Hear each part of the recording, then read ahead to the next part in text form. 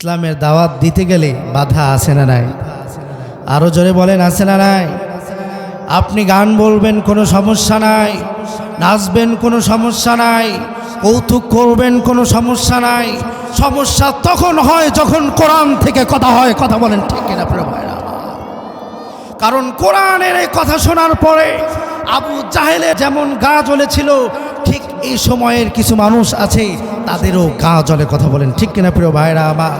আর যাদের গা জ্বলে বুঝতে হবে এরা মুসলমান নয়, এরা হলো আবু জাহেলের বংশধর। কথা বলেন ঠিক কিনা প্রিয় ভাইরা আমার? এই জন্য যারা মুমিন হয় কোরআনের প্রতিটি কথা তাদের পক্ষে হয়। কথা বলেন ঠিক কিনা প্রিয় ভাইরা? প্রিয় ভাইরা আমার, অত্যন্ত গভীর মনোযোগ দিয়ে শুনবেন। বিশ্বনবীর উপরে যখন প্রকাশ্যে দাওয়াত দেওয়ার নির্দেশ আসলো, আমার নবী মুহাম্মদ সাল্লাল্লাহু আলাইহি ওয়াসাল্লাম পাহাড়ের চূড়ায় গিয়ে মক্কার সমস্ত মানুষদেরকে ডাকলেন। কুরাইশদের যতগুলো গোত্র ছিল প্রতিটা গোত্রের সম্মানিত ব্যক্তিদেরকে ডাকলেন। ডাকার পরে আমার রাসূল একত্রিত করার পরে রাসূল ঘোষণা দিলেন, ও মক্কার কুরাইশরা শোনো, আমি যদি এই মুহূর্তে তোমাদের সামনে ঘোষণা দেই, এই যে পাহাড়ের পিছনে বিশাল এক শত্রু বাহিনী রয়েছে, যে কোনো মুহূর্তে তোমাদের উপরে আক্রমণ করবে, বলো তো মক্কার কুরাইশরা, তোমরা আমার কথাটা বিশ্বাস করবা নাকি? দাওয়াত যে দিবেন, নিজের পক্ষে যে মানুষকে ডাকবেন, আগে দেখা লাগবে না যে আমার পক্ষের লোক আছে না নাই? কথা বুঝতে পারেন নাই প্রিয় ভাইরা আমার? আমি যে ইলেকশনে দাঁড়াবো, আগে আমার দেখতে হবে আমার পক্ষের কিছু মানুষ আছে না নাই। এই জন্য বিশ্বনবীজি পরীক্ষা করলেন, দেখলেন যে আমার পক্ষের মানুষ আছে কিনা। বিশ্বনবীজি যখন বললেন, তোমরা কি আমার এই কথাটা বিশ্বাস করবা নাকি? বিশ্বনবীর এই প্রশ্নের জবাবে মক্কার সমস্ত কুরাইশরা উত্তর দিল, ও মুহাম্মদ, আমরা তো তোমাকে আল আমিন উপাধি দিয়েছি, আমরা তোমার প্রতিটি কথা বিশ্বাস করব, কারণ তুমি মুহাম্মদ জীবনে একটা বারও মিথ্যা কথা বলো নাই। বলেন আল্লাহু আকবার। জীবনে একটাও মিথ্যা কথা বলো নাই। তুমি এই কথা বলা মাত্রই আমরা বিশ্বাস করব যে আমাদের জন্য শত্রু বাহিনী অপেক্ষমান। সুবহানাল্লাহ, কেউ পড়লেন না? আবার ভাইরা, বিশ্বনবীজি আবার কুফফারদেরকে বললেন, কুরাইশদেরকে বললেন, শোনায় কুরাইশেরা, তোমরা পত্তলিকের এই মূর্তির পূজাগুলো তোমরা ছেড়ে দাও, এক আল্লাহর পথে ফিরে আসো, তাওহীদের পক্ষে তোমরা আসো, আমি মুহাম্মদকে পয়গম্বর হিসাবে মেনে নাও। আল্লাহ যে একের উপরে ঈমান আনো, যদি তোমরা ঈমান আনো তোমাদের জন্য আখিরাতে রয়েছে জান্নাত, আর যদি ঈমান না আনো তাহলে তোমাদের জন্য রয়েছে জাহান্নাম, যেটা তোমাদের একেবারেই প্রকাশ্য শত্রু, তোমাদের জন্য অনেক ভয়াবহ একটা জায়গা। ঈমান যদি না আনো, তাওহীদের পক্ষে যদি কথা না বলো, তাহলে তোমাদের জন্য সামনে জাহান্নাম অপেক্ষমান। এই জন্য খবরদার, এই মূর্তির পূজাগুলো তোমাদেরকে ছাড়তে হবে, আর করা যাবে না। এক আল্লাহর উপরে ঈমান আনা লাগবে। বলেন সুবহানাল্লাহ। এই কথা যখন মুহাম্মদ সাল্লাল্লাহু আলাইহি ওয়াসাল্লাম বললেন, নবীজি যখন এই কথা বললেন, বলার পরে সমস্ত কুরাইশরা একেবারেই চুপ, কারো মুখে কোনো কথা নাই। মুহাম্মদ এটা কোন ধরনের কথা বলল? এর মধ্য দিয়ে আবু লাহাব বলে উঠল, তাব্বাত লাকা আলিহাদা জামাতানা। হে মুহাম্মদ, তুমি ধ্বংস হও। বলেন না নাউজুবিল্লাহ। আবু লাহাব বিশ্ব নবীজির চাচা, এই চাচা ভাতিজার জন্য অভিশাপ করলেন, মুহাম্মদ তুমি ধ্বংস হও। এই জন্যই কি তুমি আমাদেরকে একত্রিত করেছ নাকি? মুহাম্মদ তুমি ধ্বংস হয়ে যাও। নাউজুবিল্লাহ কেউ বললেন না? আবুল আহাব বিশ্বনবীকে অভিশাপ দিচ্ছে, মুহাম্মদ তুমি ধ্বংস হয়ে যাও, এই জন্যই কি তুমি আমাদেরকে একত্রিত করেছ? বিশ্বনবী সমস্ত মানুষের দিকে তাকানোর পরে যখন দেখলেন কেউ কোনো কথা বলে না, নিজের আপন চাচা আমার বিরুদ্ধাচরণ করলো, আমাকে অভিশাপ দিল, এই জন্য রাসূল একটু মন খারাপ করলেন। বলেন না সুবহানাল্লাহ। কারণ কষ্টটা দিয়েছে নিজের মানুষ। কথা বুঝতে পারেন নাই? কষ্ট দিয়েছে নিজের মানুষ। ওই যে একটা কথা আছে না, পর মানুষে দুঃখ দিলে দুঃখ মনে হয় না, আপন মানুষ কষ্ট দিলে মেনে নেওয়া যায় না। এই জন্য আবুল আহাব নিজের আপন চাচা হওয়ার পরেও যখন মুহাম্মদকে বললেন, ও মুহাম্মদ তুমি ধ্বংস হও, এই জন্যই কি তুমি আমাদেরকে একত্রিত করেছ নাকি? আমার রাসূল কষ্ট পেলেন, শুধু রাসূল নয়, রাসূলের সঙ্গে আমার আপনার রব যিনি আল্লাহও কষ্ট পেলেন। বলেন নাউজুবিল্লাহ। আর একটু জোরে বলবেন না নাউজুবিল্লাহ। আল্লাহ কষ্ট পেলেন। আবুল আহাব এটা কি বলল? বিশ্বনবীজির মনোক্ষুণ্ণ, নবীজি অনেক কষ্ট পেলেন। আমার রাসূলকে সান্ত্বনা দেওয়ার জন্য আল্লাহ পাক রব্বুল আলামিন আয়াত নাজিল করলেন, সূরা নাজিল করে দিলেন, তাব্বাত ইয়াদা আবি লাহাবি ওয়া তাব। আল্লাহ পাক রব্বুল আলামিন ভবিষ্যৎবাণী করে দিলেন, মুহাম্মদ চিন্তার কোনো কারণ নাই, আপনাকে যে অভিশাপ দিয়েছে আমি আল্লাহ বললাম, সেই আবু লাহাবই ধ্বংস হয়ে যাবে। বলেন না আল্লাহু আকবার। তাব্বাত ইয়াদা আবি লাহাবি ওয়া তাব। আবুল আহাবের দুইটা হাত এবং আবুল আহাব নিজেও ধ্বংস হয়ে যাক। বলেন সুবহানাল্লাহ। এই কথাটা কার? আরো জোরে বলেন না কার? আল্লাহ বললেন তাব্বাত ইয়াদা আবি লাহাবি ওয়া তাব, আবুল আহাব তুই ধ্বংস। আল্লাহ ভবিষ্যৎবাণী করে দিলেন।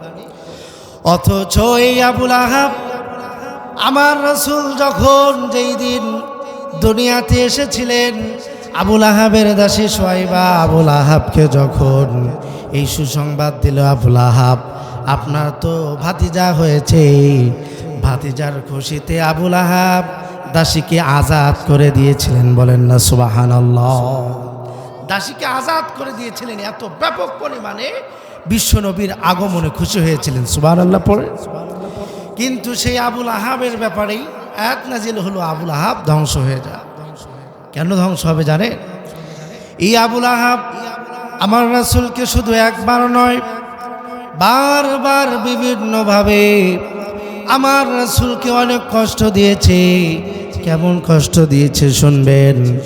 আমার রাসূলকে 3টা বছর পর্যন্ত সাহাবে আবি তালেবের ভিতরে বন্দি করে রেখেছিলেন। বলেন না নাউজুবিল্লাহ। 3টা বছর পয়গম্বর সহ মোটামুটি 53 কি 54 জনের মতো মুসলিম, এরপরে আরও আবু তালেব মুহাম্মদ সাল্লাল্লাহু আলাইহি ওয়াসাল্লামের যে চাচা, সেও বন্দী ছিলেন 3টা বছর পর্যন্ত। এই বন্দী থাকা অবস্থায় বিশ্বনবীজিকে কত কষ্ট দিয়েছে দেখেন।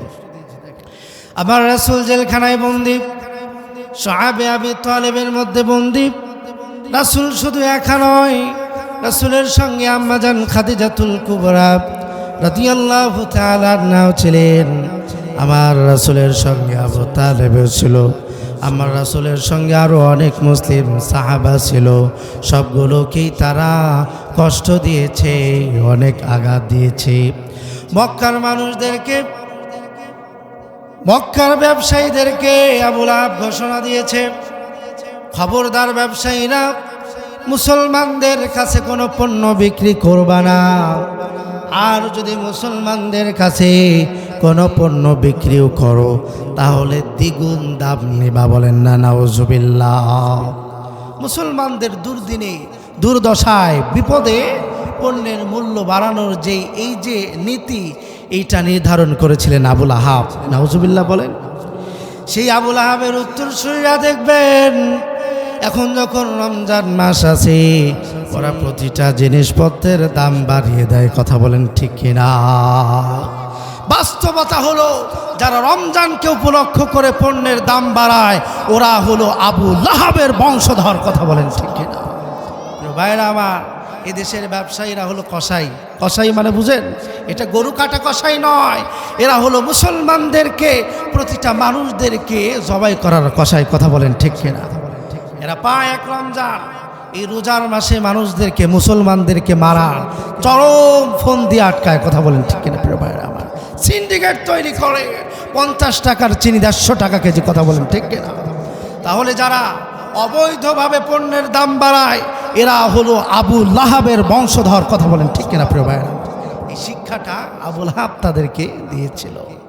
প্রিয় ভাইরা আমার, আবু লাহাব ঘোষণা দিলেন, তোমরা যখন মুসলমানদের কাছে পণ্য বিক্রি করবা, এই পণ্যগুলো বিক্রি করার সময় তোমরা দ্বিগুণ মূল্য নিবা, যাতে করে মুসলমানরা ক্রয় করতে না পারে। বলেন নাউজুবিল্লাহ।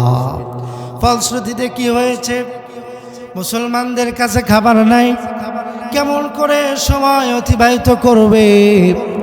আমার রাসূল সহ সাহাবারা ওরা বিভিন্ন সময় ক্ষুধা নিবারণের জন্য গাছের পাতা খেয়েছে। বলেন না সুবহানাল্লাহ। আবার কখনো আবার রাসূল পেটের ক্ষুধা নিবারণ করার জন্য ঘাসের শিকড় খেয়েছে। বলেন না আল্লাহু আকবার। ঘাসের শিকড় খেয়ে, গাছের পাতা খেয়ে সেই 3টা বছর মুসলমানরা অতিবাহিত করেছে। আর এই চক্রের ভিতরে প্রধান নেতা ছিল হলো আবু লাহাব। তাহলে এইভাবে তারা মুসলমানদেরকে কষ্ট দিয়েছে। প্রিয় ভাইরা আমার, বিভিন্ন সময় কাফেরদেরকে, কুফফারদেরকে রাসূলের পিছনে লাগিয়ে দিয়েছে। আবু লাহাব মানুষের দরবারে দরবারে ঘুরে নিজের ভাতিজার ব্যাপারে বলেছে, মানুষজন শোনো, তোমরা আমার ভাতিজা মুহাম্মাদের কথা শুনবা না। বলেন নাউজুবিল্লাহ। প্রিয় ভাইরা আমার, আলোচনা কি বোঝা যাচ্ছে? কথা কি বুঝতে পারতেছেন আমার? আবু লাহাব মানুষের দরবারে দরবারে ঘুরে বেড়ায় আর মানুষদেরকে বুঝায়, খবরদার আমার ভাতিজার কথা কোনো শুনবা না, ওর মাথাটা নষ্ট হয়ে গিয়েছে, ভাতিজা আমার পাগল হয়ে গিয়েছে, খবরদার আমার ভাতিজার কথা শুনবা না। আমার রাসূল যেখানেই যায় আবু লাহাব রাসূলকে পাগল বলে আখ্যা দেয়। বলেন নাউজুবিল্লাহ। আর একটু জোরে বলেন না নাউজুবিল্লাহ। ঠিক এইভাবে আবু লাহাব আমার রাসূলকে কষ্ট দিয়েছে। আরো কেমন করে কষ্ট দিয়েছে? তাইফের ময়দানে আমার রাসূল যখন দাওয়াতের কাজ নিয়ে গিয়েছে, দাওয়াত দেওয়ার জন্য গিয়েছে, তাইফের ছোট্ট ছোট্ট বাচ্চাদেরকে কাফেরদের লিডারদের কথার অনুসরণ করতে গিয়ে আমার রাসূলের পিছনে পাথর দিয়ে লেলিয়ে দিয়েছে। বলেন না নাউজুবিল্লাহ। ছোট ছোট বাচ্চা, ওরা তো বুঝে না, কুফফারদের লিডাররা এদেরকে লেলিয়ে দিয়েছে। সেই ছোট ছোট বাচ্চারা আমার রাসূলকে পাথর দিয়ে আঘাত করেছে। বলেন না নাউজুবিল্লাহ। ঠিক এইভাবে আবু লাহাব বারবার আমার রাসূলকে কষ্ট দিয়েছে। মক্কা যখন বিজয় হয়ে গেল, মক্কা বিজয় নয়, মুসলমানরা যখন হিজরত করে মদিনায় চলে গেলেন, যাওয়ার পরে আমার রাসূল যখন দ্বিতীয় হিজরিতে বদরের যুদ্ধে লিপ্ত হয়ে গেলেন, 17ই রমাদানে যখন বিশ্বনবীজি যুদ্ধ করলেন, বদরের যুদ্ধ সংগঠিত হলো। এই যুদ্ধের ভিতরে আমার রাসূল, মুসলমানরা তারা বিজয় লাভ করলেন। বলেন আলহামদুলিল্লাহ। বদরের যুদ্ধে মুসলমানরা এক অলৌকিক শক্তিতে, আল্লাহ পাক রব্বুল আলামিনের কুদরতে তারা বিজয় লাভ করলেন। সুবহানাল্লাহ পড়ে। কাফেররা শোচনীয়ভাবে পরাজয় লাভ করলেন, মুসলমানরা বিজয় লাভ করলেন। এর 7 দিন পরে আবু লাহাবের গলার ভিতরে একটা বিস্ফোরা বের হলো। সুবহানাল্লাহ পড়ে। আবু লাহাবের গলার ভিতরে বিস্ফোরা বের হলো। ওই যে আল্লাহ ভবিষ্যৎবাণী করে রেখেছিলেন যে ধ্বংস হবে আবু লাহাব, সেই ধ্বংসটা কেমন করে হবে দেখেন, সেই কথাটাই বলছি। আবু লাহাব ধ্বংস হবে, কেমন করে ধ্বংস হলো? বদর যুদ্ধের 7 দিন পরে আবু লাহাবের গলার ভিতরে একটা বিস্ফোরা বেরো হলো। মক্কার মানুষজনগুলো ভয় পেয়ে গেল। ওরা মনে করলো এটা হলো বসন্ত রোগ। বসন্ত, কথা বুঝতে পেরেছেন? বসন্ত রোগ এইটা। আবু লাহাব যদি আমাদের ভিতরে থাকে তাহলে আস্তে আস্তে পুরা মক্কার ভিতরে ছড়ায় পড়বে, আমরাও এ রোগে আক্রান্ত হয়ে মৃত্যুবরণ করব। কথা বুঝতে পেরেছেন প্রিয় ভাইরা আমার? ওই যে করোনা হলো না, করোনা, ঠিক এই ধরনের বসন্ত রোগের তারা মহামারী ভাবলো। এইটা ভেবে আবু লাহাবের কাছে আর কেউ যায় না। সুবহানাল্লাহ, কেউ বললেন না? আবু লাহাবের কাছে আর কেউ যায় না। সিদ্ধান্ত হলো আবু লাহাবকে জনবসতিহীন এমন একটা জায়গায় রেখে আসলো যেখানে কোনো মানুষজন বসবাস করে না। আবু লাহাবকে ঠিক সেই জায়গায় রেখে আসলো। আস্তে আস্তে আবু লাহাবের পুরা শরীরটা বিস্ফোরা দিয়ে ভরে গেল। আবু লাহাব ইন্তেকাল করলো। বলেন আল্লাহু আকবার। আবু লাহাব মৃত্যুবরণ করেছে। এখন মানুষ মরার পরে একটা গর্ত করে ওই গর্তের ভিতরে ফেলে দেওয়ার তো দরকার আছে। কথা বলেন ঠিক কিনা প্রিয় ভাইরা আমার? একটা গর্ত করে গর্তের ভিতরে তো রাখা লাগবে না, ছাড়া তো লাশ পচে গন্ধ আসবে। আবু লাহাবের লাশের দিকে আর কেউ হাত দেয় না, সকলেই ভয় পায়। কারণ এখন আবু লাহাবের এই লাশকে যদি আমরা সরাতে চাই তাহলে আমরাও আক্রান্ত হয়ে যেতে পারি। আবু লাহাবের লাশের দিকে আর কেউ হাত বাড়ায় না। সুবহানাল্লাহ, কেউ বললেন না? আবু লাহাব ধ্বংস হবে, এমনভাবে ধ্বংস হবে যেই ধ্বংসটা কল্পনা করে শেষ করা যাবে না। প্রিয় ভাইরা আমার, অত্যন্ত গভীর মনোযোগ দিয়ে শুনবেন। আবু লাহাব মৃত্যুবরণ করলো। 3 দিন পর্যন্ত কেউ তার লাশের কাছে যায় নাই। 3 দিনের পরে তার লাশটা পচে এবার গন্ধ বের হওয়া শুরু হলো। পরিবার, আত্মীয় স্বজনদের, আরও যারা মক্কার কাফেররা রয়েছিল তারা আবু লাহাবের সন্তানদেরকে ভৎসনা করতে শুরু করলো, লানত দেওয়া শুরু করলো। কেমন সন্তান তোমরা, নিজের পিতার লাশটাও তোমরা সরাও না। কেমন সন্তান, নিজের পিতার লাশটাও তোমরা সরাও না। প্রিয় ভাইরা আমার, এমন অবস্থা আমাদের বাংলাদেশে হয়েছে কি হয়নি? সকলেই বলেন। করোনার সময় দেখেন নাই আপনারা, বাবার লাশ রেখে সন্তান নাই, উধাও হয়ে গেছে। কারণ বাবার লাশ যদি ধরতে যাই তাহলে করোনা আমারেও ধরে নেবে। এমন ভয়, এই ধরনের ভয় তাদের ভিতরেও ঢুকে গেল যে এই মানে সন্তানদেরকে তিরস্কার করতে শুরু করলো যে তোমরা কেমন সন্তান, নিজের বাবার লাশটা পর্যন্ত তোমরা সরাবা না। ঠিক এই কথাগুলো যখন আবু লাহাবের সন্তানদের কানের ভিতরে আসলো, আবু লাহাবের সন্তানরা হাবশীদের একটা মজদুর ভাড়া করলো, কামলা নিল, কামলা পাট। কথা বুঝতে পেরেছেন প্রিয় ভাইরা আমার? একটা মজদুর ঠিক করলো, একটা পাট ঠিক করে আবু লাহাবকে এবার গর্তের ভিতরে পুঁতে ফেলবে।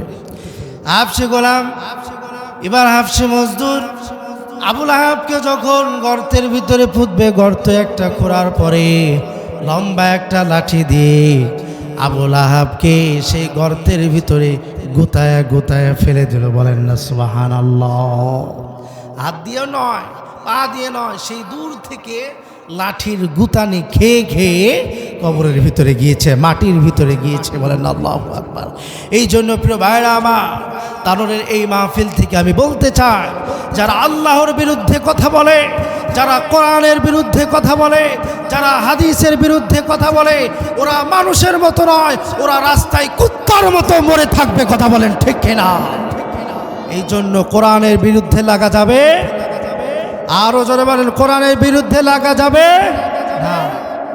প্রিয় ভাইরা আমার, কিছুদিন আগে আবুল সরকার আল্লাহর বিরুদ্ধাচরণ করেছে। কথা বলেন ঠিক কিনা প্রিয় ভাইরা আমার? ও এমন এমন কথা বলেছে, মুসলমানদের হৃদয় জ্বলে পুড়ে সরকার হয়ে গিয়েছে। একজন মুসলিম, প্রকৃত অর্থের মুসলিম, কখনো এই ধরনের কথা সহ্য করতে পারবে না। প্রিয় ভাইরা আমার, এই জন্য যারা আল্লাহর বিরুদ্ধাচরণ করে, যারা কোরআনের বিরুদ্ধাচরণ করে, যারা ইসলামের বিরুদ্ধাচরণ করে, খুব ভালোভাবে মনে রাখবেন, অচিরে ওরা এমনভাবে ধ্বংস হবে যেই ধ্বংসটা পুরা বিশ্বব্যাপী উপমা হয়ে থাকবে। বলেন, কথা বলেন ঠিক কিনা প্রিয় ভাইরা? এই জন্য ইসলামের পিছনে কেউ লাগতে যায় না। এই জন্য এই যে আল্লাহ পাক মাঝে মধ্যে এক একটা করে কাঁপুনি দিয়ে মানুষদেরকে সতর্ক করে। প্রিয় ভাইরা আমার, আল্লাহর বিরুদ্ধে যাওয়া যাবে না। আবু লাহাব বিশ্বনবীকে কষ্ট দিয়েছে, আল্লাহর দিনকে অস্বীকৃতি করেছে, অস্বীকার করেছে, আল্লাহকে গালিগালাজ করেছে। বিশ্বনবীর মেয়ের সঙ্গে আবু লাহাবের 2টা সন্তানের বিবাহ দিয়েছিল। আমার রাসূলের কন্যাদেরকে আবু লাহাব জোর করে তার ছেলেদের দ্বারা তালাক দিয়েছিলেন। বলেন না নাউজুবিল্লাহ। এভাবে বিভিন্নভাবে কষ্ট দিয়েছে, যার ফলশ্রুতিতে আল্লাহ পাক রব্বুল আলামিন আবু লাহাবকে এইভাবে ধ্বংস করে দিয়েছেন। বলেন না সুবহানাল্লাহ। প্রিয় ভাইরা আমার, কোরআনুল কারীমের আয়াতের ভিতরে আসুন, তাব্বাত ইয়াদা আবি লাহাবি ওয়া তাব। আবু লাহাবের হস্তদ্বয় এবং আবু লাহাব ধ্বংস। আবু লাহাব কিন্তু ধ্বংস হয়ে গেল। কথা বলেন ঠিক কিনা? এর পরবর্তী আয়াতে কারিমা হলো মা আগনা আনহু মালুহু ওয়া মা কাসাব। আবু লাহাব যা কিছু সম্পদ অর্জন করেছে আর যা কিছু উপার্জন করেছে, এর কোনোটাই কোনো কাজে আসে নাই। বলেন না সুবহানাল্লাহ।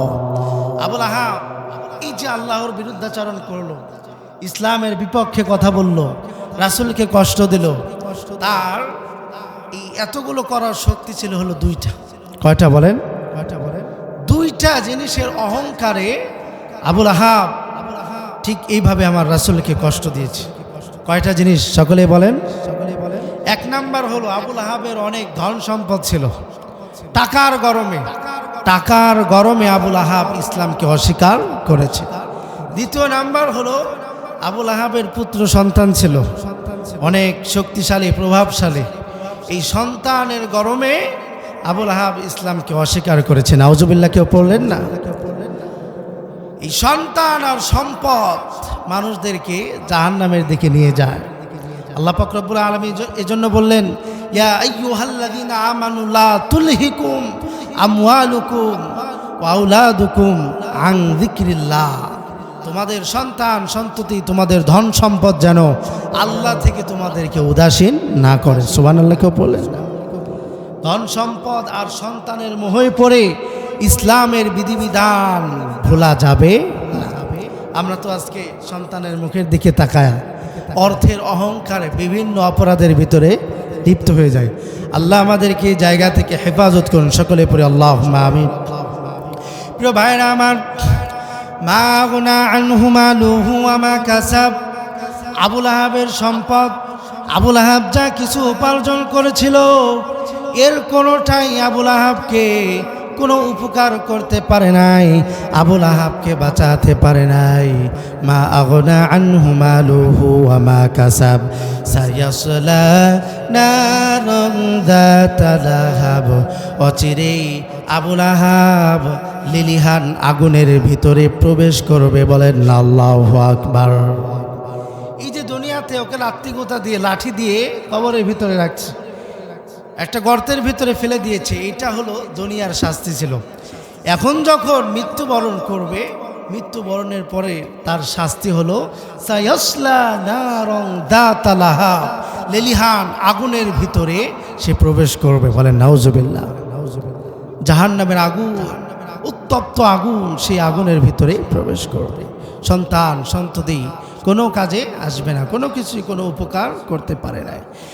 বিশ্বনবী মুহাম্মদুর রাসূলুল্লাহ সাল্লাল্লাহু আলাইহি ওয়াসাল্লাম বলেন, মানুষ যখন মৃত্যুবরণ করে, মৃত্যুবরণ করার সঙ্গে সঙ্গে ওর যাবতীয় আমলগুলো বন্ধ হয়ে যায়। বলেন না সুবহানাল্লাহ। মৃত্যুবরণ যখন করলো মানুষ, ওর আমলের যতগুলো রাস্তা, সবগুলো রাস্তা বন্ধ, কিন্তু 3টা রাস্তা খোলা থাকে। কয়টা রাস্তা? সকলে বলেন না কয়টা রাস্তা? 3টা রাস্তা। 1 নাম্বার হলো ইল্লা মিন সাদাকাতিন জারিয়াতিন। এক নাম্বার রাস্তা হলো যারা সদকায়ে জারিয়া রেখে যায়। আপনার এলাকায় মানুষের পানি খাওয়ার জন্য আপনি একটা টিউবওয়েলের ব্যবস্থা করে দিয়ে গেলেন, মানুষ যতদিন পানি খাবে সদকায়ে জারিয়া, আপনি কবরের ভিতরে শুয়ে শুয়ে সওয়াব পাবেন, বলেন না সুবহানাল্লাহ। আবার আর একটা হলো আও মিন ইলমিন ইউনতাফাউ বিহি, এমন জ্ঞান আপনি রেখে যাবেন, আপনি যদি কোরআনের হাফেজ হন, আলেম হন, এমন একজন যদি মানুষ আপনি হয়ে থাকেন, আপনি দুনিয়া থেকে বিদায় নিলেন, আপনার বহু ছাত্র রয়েছে, তারা এই কোরআনের প্রচার আর প্রসার করতে থাকলো। এমন এলেম যদি কেউ রেখে যায়, সেই এলেমের সুবাস, সেই এলেমের বিনিময়ে কবরে শুয়ে শুয়ে সওয়াব পাবে, বলেন না সুবহানাল্লাহ। 3 নাম্বার হলো আওয়ালাদুন সলিহুন ইয়াদউ লাহু, মানুষ যখন মৃত্যুবরণ করে, এই মানুষ যদি নেক সন্তান রেখে যায় দুনিয়ায়, তাহলে সেই নেক সন্তান তার জন্য যদি দোয়া করে, তাহলে সেই সন্তানের দোয়ার বরকতে কবরের ভিতরে শুয়ে শুয়ে সওয়াব পাবে, বলেন না সুবহানাল্লাহ। কবরের ভিতরে শুয়ে শুয়ে সওয়াব পাবে, এমন সন্তান রেখে যেতে হবে। আজকে বাবা মা সন্তান রেখে যায়, ওই 7 দিন পরে একটা খাওয়া দেয় গরু মেরে, কথা বলেন ঠিক কিনা? এরপরে 40 দিনের দিনে একটা খাওয়া দেয়, 20 দিনে দেয়, বছরান্তে একবার দেয়। 5 বছর পরে বাবা মায়ের কথা সব ভুলে যায়। বাবা মায়ের জন্য দোয়া করার আর খোঁজখবর নাই, পারেও না দোয়া করতে। ওই যে দোয়া করবে রব্বির হামহুমা কামা রব্বায়ানি সগীরা, এই শক্তিটুকু তার ভিতরে নাই। নাউজুবিল্লাহ, কেউ বলবেন না প্রিয় ভাইরা আমার। এই জন্য সন্তানকে আপনারা সুশিক্ষায় শিক্ষিত করে দুনিয়াতে রেখে যাবেন, দেখবেন এর ফল আখিরাতে ভোগ করতে পারবেন। সন্তানগুলো বাবা মায়ের জন্য দোয়া করবে রব্বির হামহুমা কামা রব্বায়ানি সগীরা, এই দোয়াটা যেন করতে পারে এমন সন্তান দুনিয়ায় রেখে যাওয়া লাগবে। তাহলে আবুল আহাব মৃত্যুবরণ করলো, ওর সন্তানগুলো এরকম নয়, তাহলে সব কিছু শেষ, দুনিয়া আখেরাত আবুল আহাবের সব কিছু বরবাদ। এর পরবর্তী আয়াতের ভিতরে কি আছে একটু খেয়াল করে দেখেন। ওয়ামরাতুহু হাম্মালাতাল হাতাব, আবুল আহাব শুধু একাই জাহান্নামের ভিতরে যাবে না, আবুল আহাবের যে স্ত্রী রয়েছিল এই স্ত্রীটাও জাহান্নামের ভিতরে যাবে। ওমরাতু, তার স্ত্রী, হাম্মালাতাল হাতাব, যে ইন্ধন বহন করত, খড়ির বোঝা মাথায় করে নিয়ে বহন করত, এই আবুল আহাবের স্ত্রী এও জাহান্নামে যাবে। কেন যাবে জানেন?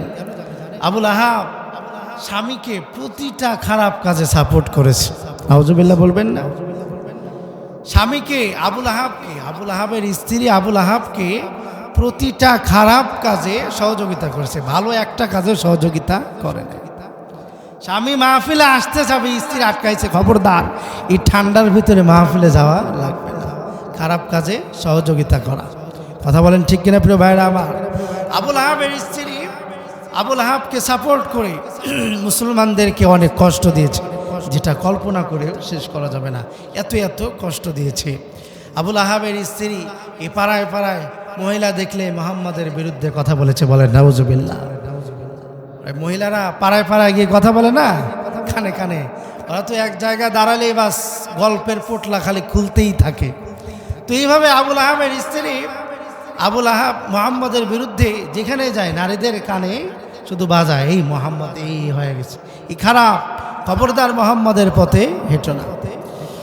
এই আবুল আহাব, যার স্ত্রী উম্মে জামিলা, আবুল আহাবকে বিভিন্ন খারাপ কাজের ভিতরে সহযোগিতা করলো। হাম্মালাতাল হাতাব ফি জিদিহা হাবলুম মিন মাসাদ, আবুল আহাবের স্ত্রীর গলার ভিতরে একটা পেঁচানো রশি থাকবে। সেই দিন যেদিন এই উম্মে জামিলা, এই মহিলা আবার কেমন করে বিদায় নিয়েছে জানেন? ওই পাহাড়ে খড়ি আনতে গেছে, আনতে যাওয়ার পরে একটা পাথরের উপর বসছে, মানে খড়ির বোঝাটা মাথায় নিয়ে পাথরের উপর বসে এবার বসে আছে। আল্লাহর এক ফেরেশতা এসে এই উম্মে জামিলাকে, আবুল আহাবের স্ত্রীকে ধাক্কা মারছে। ওর গলার ভিতরে যে দড়িটা ছিল ওইটা প্যাঁচকে এই আবুল আহাব মারা গিয়েছে, আবুল আহাবের স্ত্রী মারা গিয়েছে। বলেন নাউজুবিল্লাহ। স্বামীকে সহযোগিতা করার জন্য, খারাপ কাজে সহযোগিতা করার জন্য অত্যন্ত নির্মমভাবে আবুল আহাবের স্ত্রী দুনিয়া থেকে বিদায় নিয়েছে। আবার এই জাহান্নামের কি শাস্তি হবে জানেন? আবুল আহাব যখন জাহান্নামের আগুনের ভিতরে দাউ দাউ করে জ্বলবে, আবুল আহাবের স্ত্রীও জাহান্নামের ভিতরে যাবে। জাহান্নামের ভিতরে গিয়ে আবুল আহাবের আগুনটা আরো শক্তিশালী করার জন্য আবুল আহাবের স্ত্রী জাহান্নামের ভিতরে গিয়েও খড়ি কুড়াবে। জাহান্নামের ভিতরে গিয়েও খড়ি কুড়াবে, লাকড়ি কুড়াবে। লাকড়ি কুড়াইতে কুড়ায় নিয়ে এসে ওই আবুল আহাবের আগুনের ভিতরে দিবে, আর আগুন দাউ দাউ করে চলবে। নাউজুবিল্লাহ বললেন না? এই জন্য প্রিয় ভাইরা আমার, স্ত্রী যদি ইসলামের বিরুদ্ধে যাওয়ার জন্য কোনো কথা বলে, খবরদার সেই স্ত্রীর কোনো কথা শোনা যাবে না। স্ত্রী যদি দাড়ি কাটার কথা বলে, সেই কথাটাও শোনা যাবে। আরো জোরে বলেন, শোনা যাবে। এই জন্য কোনো খারাপ কাজে স্ত্রীর কথা শোনা যাবে না। ভালো কাজের যদি কোনো কথা বলে তাহলে অবশ্যই সেইটা মানা। কিন্তু আমার এই দেশের মানুষ বইয়ের কথা শুনতে নারাজ। কথা বলেন ঠিক কিনা? যত যাই হোক বইয়ের কথা মানবে না, আবার ওই গুতানি খায় আবার ওইটাই মানা লাগে। কথা বলেন ঠিক কিনা প্রিয় ভাইরা আমার? এই জন্য প্রিয় ভাইরা আমার, আবুল আহাব ধ্বংস হয়ে গেল, নির্মমভাবে দুনিয়া থেকে বিদায় নিল। আর আখিরাতের যেই বিষয়টা সেটাও অনেক ভয়াবহ। আবুল আহাবের যে স্ত্রী এটাও দুনিয়া থেকে বিদায় নিল। আবুল আহাবের সন্তান ছিল একটা, হলো উতবা। বিশ্বনবীকে কষ্ট দিয়েছিল, রাসূলের চেহারার সামনে থুতু মেরেছিল। উতবার জন্য বিশ্বনবীজি বদদুয়া করলেন, আল্লাহ তোমার একটা পালিত কুকুরের মধ্য থেকে উতবার জন্য একটা কুকুরকে তুমি নিযুক্ত করে দাও। সুবহানাল্লাহ কেউ পড়লেন না? তোমার যত পালিত কুকুর রয়েছে আল্লাহ, এই উতবার জন্য তুমি একটা কুকুর নিয়োজিত করে দাও। কারণ এই উতবা রাসূলের চেহারার সামনে থাপ্পড় মেরেছে, থুতু মেরেছিল। প্রিয় ভাইরা আমার, বিশ্বনবীজি বদদুয়া করলেন। এই উতবা ব্যবসা করার জন্য সিরিয়ায় গেল, জারকা নামক স্থানে অবস্থান করছে। ও স্বপ্নে এই একটা কুকুরকে দেখতে পেল যে তার উপরে কামড়াচ্ছে। সে অনেক ভয় পেল, মানুষদেরকে বলতে লাগলো, মুহাম্মদ আমার জন্য বদদুয়া করেছিল, আমার মনে হয় এই কুকুরটা আমারে মেরে ফেলবে। এই জন্য আশেপাশে অনেকগুলো প্রহরী বসালো। আল্লাহর কি কাম, সকলেই যখন ঘুমিয়ে গিয়েছে, ঠিক ভোর রাত্রের দিকে সে কুকুরটা উতবার উপরে আক্রমণ করলো। আক্রমণ করে উতবা দুনিয়া থেকে বিদায় নিল। নাউজুবিল্লাহ পড়ে। তাহলে যারা আল্লাহর বিরুদ্ধাচরণ করেছে, রাসূলকে কষ্ট দিয়েছে, একে একে সব কিছু শেষ হয়ে গিয়েছে। সুবহানাল্লাহ পড়েন। এজন্য প্রিয় ভাইরা আমার, আল্লাহ যেই আপনার ভবিষ্যৎবাণী করেছিলেন যে তাব্বাত ইয়াদা আবি লাহাবি ওয়া তাব, আবুল আহাবের হস্তদ্বয় এবং আবুল আহাব নিজেও ধ্বংস হয়ে যাক, আল্লাহর কথার যে সত্যতা এটা কিন্তু প্রমাণ হয়ে গেল। আবুল আহাব সহ আবুল আহাবের যেই সন্তানগুলো ইসলাম গ্রহণ করে নাই, যারা ইসলাম গ্রহণ করছে তারা তো বেঁচেই গেছে, যারা করে নাই তারা নির্মমভাবে এই দুনিয়া থেকে বিদায় নিয়েছে। প্রিয় ভাইরা আমার, এই ছিল হলো আবুল আহাবের জীবনের যে ধ্বংস হওয়ার একটা চিত্র, সেইটা। প্রিয় ভাইরা আমার, আজকের এই মাহফিলে বহু আম্মাজান এসেছেন।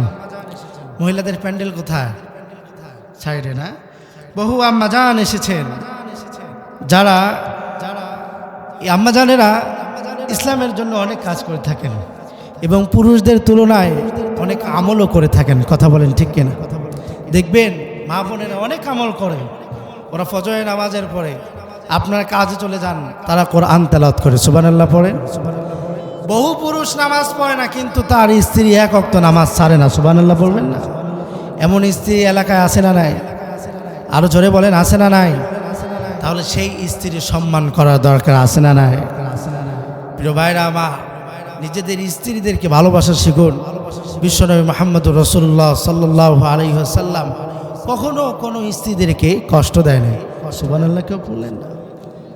রাসূলের কি একটা স্ত্রী ছিলেন? সকলে বলেন একটা ছিলেন? রাসূলের 11টা স্ত্রী ছিলেন। 11 জন স্ত্রীকেই আল্লাহ রাসূল সাল্লাল্লাহু আলাইহি ওয়াসাল্লাম সমানভাবে ভালোবেসেছেন। বলেন না সুবহানাল্লাহ? আরো জোরে বলেন না সুবহানাল্লাহ?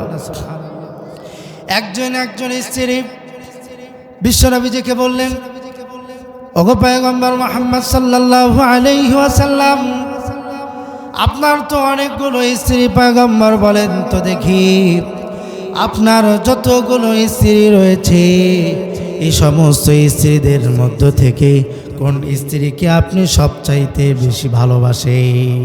প্রশ্ন করে বসেছে একটা স্ত্রী যে আপনি সবচাইতে বেশি ভালো কাকে বাসেন? আজকে উত্তর দিবেন। মুহাম্মদ সাল্লাল্লাহু আলাইহি ওয়াসাল্লাম সঙ্গে সঙ্গে কোনো উত্তর দিলেন না। বিশ্বনবীজি বললেন, আমার স্ত্রীরা শোনো, আগামীকালকে আমি তোমাদেরকে এর উত্তরটা দিব। বলেন আল্লাহু আকবার। আমার ভাইরা, পরের দিন যখন হয়ে গেল, রাত্রিবেলায় আমার রাসূল কৌশলে একটা কাজ করেছেন। সুবহানাল্লাহ পড়েন। কৌশলে একটা কাজ করেছেন। কি কাজ? নবী মুহাম্মদ সাল্লাল্লাহু আলাইহি ওয়াসাল্লাম এই রাত্রিবেলায় প্রতিটা স্ত্রীর ঘরে গিয়েছে। ঘরে যাওয়ার পরে আল্লাহ নবী সাল্লাল্লাহু আলাইহি ওয়াসাল্লাম প্রতিটা স্ত্রীকে 2টা করে খেজুর দিয়েছে। সুবহানাল্লাহ পড়লেন। প্রতিটা স্ত্রীকেই 2টা করে খেজুর দিলেন। দেওয়ার পরে পরের দিন যখন সকল স্ত্রীকে ডাকলেন, ডাকার পরে বললেন, স্ত্রীরা আমার শোনো, গতকাল রাত্রিতে যেই স্ত্রীকে আমি 2টা খেজুর দিয়েছি সেই স্ত্রীকে আমি সবচাইতে বেশি ভালোবাসি। বলেন সুবহানাল্লাহ। খেজুর কয়জনকে 2টা করে দিয়েছিলেন? সবাইকে। এই হলো রাসূল স্ত্রীদেরকে ভালোবাসার চিত্র। রাসূল কখনো স্ত্রীদেরকে কষ্ট দেয় না। এই জন্য প্রিয় ভাইরা আমার, আপনারাও আপনাদের স্ত্রীদেরকে কখনো কষ্ট দিবেন না ইনশাআল্লাহ। যদি কথা না মানে, কথা যদি না শুনে, তাহলে ওয়াজ করবেন, বুঝাবেন, বারবার বুঝাবেন। একটা সময় দেখবেন ইনশাআল্লাহ সেই স্ত্রীটা বুঝে যাবে। প্রিয় ভাইরা আমার, আম্মা জান যারা রয়েছেন পর্দার আড়ালে, গভীরভাবে শুনবেন। বিশ্বনবী মুহাম্মদুর রাসূলুল্লাহ সাল্লাল্লাহু আলাইহি ওয়াসাল্লাম বলেন, নারীদের জন্য জান্নাতে যাওয়া একেবারেই সোজা, একেবারেই সোজা। নারীরা মাত্র 4টা কাজ করবে। 1 নাম্বার হলো নারীরা 5 ওয়াক্ত নামাজ পড়বে। 2 নাম্বার হলো রমজানের রোজা রাখবে। 3 নাম্বার হলো সতীত্বের হেফাজত করবে। 4 নাম্বার হলো স্বামীর খেদমত করবে। এই 4টা কাজ। 1 নাম্বার, সকালে বলেন না আপনার, 1 নাম্বার 5 ওয়াক্ত নামাজ আদায় করবে। 2 নাম্বার রমজানের রোজা রাখবে। 3 নাম্বার নিজেকে পর্দা পুশিদায় পর্দার ভিতরে ঢেকে রাখবে। 4র্থ নাম্বার হলো নিজের যে স্বামী রয়েছে এই স্বামীর খেদমত করবে। বিশ্বনবী মুহাম্মদুর রাসূলুল্লাহ সাল্লাল্লাহু আলাইহি ওয়াসাল্লাম বলেন, যদি কোনো নারী এই কাজটা করতে পারে, কিয়ামতের কঠিনতম দিবসে জান্নাতের প্রতিটা দরজা দিয়ে তাকে ঢোকার অনুমতি দেওয়া হবে। বলেন সুবহানাল্লাহ। ফেরেশতারা ঘোষণা দিবে, ওগো মহিলা, ওগো আল্লাহর বান্দি, এই যে জান্নাত তোমার যেই দরজা দিয়ে পছন্দ, বাস সেই দরজা দিয়েই প্রবেশ করো। বলেন আল্লাহু আকবার। এই জন্য নারীদের জান্নাতে যাওয়া একেবারেই সোজা। বেশি সোজা হওয়ার কারণে আর তারা বুঝতে চায় না। এই 4টা জিনিসের উল্টাপাল্টা করে। প্রিয় ভাইরা আমার, আম্মা জান যারা রয়েছেন গভীর মনোযোগ দিয়ে শুনবেন। বিশ্বনবী মুহাম্মদুর রাসূলুল্লাহ সাল্লাল্লাহু আলাইহি ওয়াসাল্লাম মিরাজের রাত্রি থেকে যখন চলে আসলেন, জান্নাত জাহান্নাম ভ্রমণ করলেন। আসার পরে নারীদেরকে উদ্দেশ্য করে বললেন, ইয়া মাশারান নিসা, হে মহিলারা, নারীরা শোনো, আমি তোমাদের অধিকাংশকেই জাহান্নামের ভিতরে দেখেছি। জাহান্নাম যখন পরিদর্শন করলাম, জাহান্নামের ভিতরে দেখলাম নারীদের সংখ্যাটাই বেশি। বলেন না নাউজুবিল্লাহ। বিশ্বনবীজি এর কারণ হিসাবে জিবরাইল আমিনকে জিজ্ঞাসা করেছিলেন। জিবরাইল আমিন বলেছিলেন, আল্লাহ রাসূল সাল্লাল্লাহু আলাইহি ওয়াসাল্লাম, মহিলারা 2টা বদ কাজ সবচেয়ে বেশি করে। 1 নাম্বার হলো ইয়াকফুরুনাল আশির, ওয়াকফুরনাল লিয়াসান, মহিলারা নিজেদের স্বামীদেরকে কুফরি করে, স্বামীদেরকে অসম্মান করে, স্বামীদের কৃতজ্ঞতা আদায় করে না, কৃতজ্ঞতা আদায় করে না। একফুরনাল আশির, যারা স্বামীদের উপকার অস্বীকার করে। ওয়াকফুরনাল ইহসান, স্বামীরা যে ইহসান করে এই ইহসানেরও দাম দেয় না, এটা ভুলে যায়। ওই যে দেখবেন যে একজন মানুষের বিবাহর 30 বছর হয়ে গিয়েছে, 29 বছর প্রতিটা বিবাহ বার্ষিকীতে একটা করে শাড়ি দেয়। এখন 30 বছরের বেলায় গিয়ে পকেটের অবস্থা খারাপ, টাকা নাই, পয়সা নাই, এই বছর আর স্ত্রীকে কিছু দিতে পারে না। এখন ঠাস করে আম্মাজানরা বলেই ফেলে যে তোমার সংসারে আসার পরে কোনো কিছুই পেলাম না। আছে না নাই প্রিয় ভাইরা আমার? এই যে একফুরনাল আশির ওয়াকফুরনাল ইহসান, স্বামীর অকৃতজ্ঞ হওয়া এবং স্বামীর যে ইহসান, এই ইহসানের অকৃতজ্ঞ হওয়ার কারণে নারীরা জাহান্নামে বেশি বেশি যায়। এই জন্য এলাকার আম্মাজানদেরকে বলবো, গোবিন্দপুর এলাকার আম্মাজানদেরকে বলবো, ইবাদত যাই করেন, যতই নামাজ পড়েন আর যতই ইবাদত বন্দিগি করেন না কেন, যদি স্বামীর গলার উপরে গলা তুলে আওয়াজ করেন, যদি আপনি স্বামীর অকৃতজ্ঞ হন, স্বামীর ইহসানের অকৃতজ্ঞ হন, আম্মাজান মনে রাখবেন আপনার এই আমল কোনো কাজে আসবে। এর জন্য প্রিয় আম্মাজান খুব ভালোভাবে মনে রাখবেন, কখনোই স্বামীর ইহসান আর স্বামীর অকৃতজ্ঞ হওয়া যাবে না। আল্লাহ পাক রব্বুল আলামিন আমাদের এই গোবিন্দপুরের এলাকার নারীদেরকে সেই তৌফিক দান করুন। সকলে পড়ি আল্লাহুম্মা আমিন।